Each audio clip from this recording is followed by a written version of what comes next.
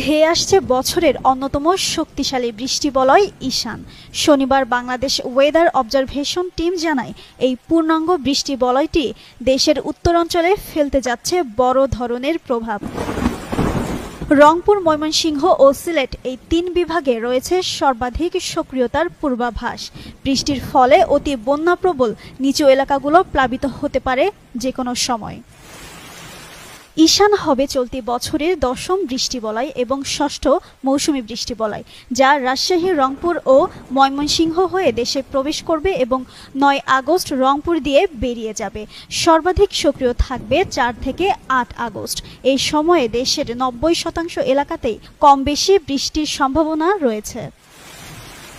বজ্রপাত হতে পারে অপেক্ষাকৃত বেশি, আর বৃষ্টির সময় দমকা হাওয়ার সম্ভাবনাও রয়েছে।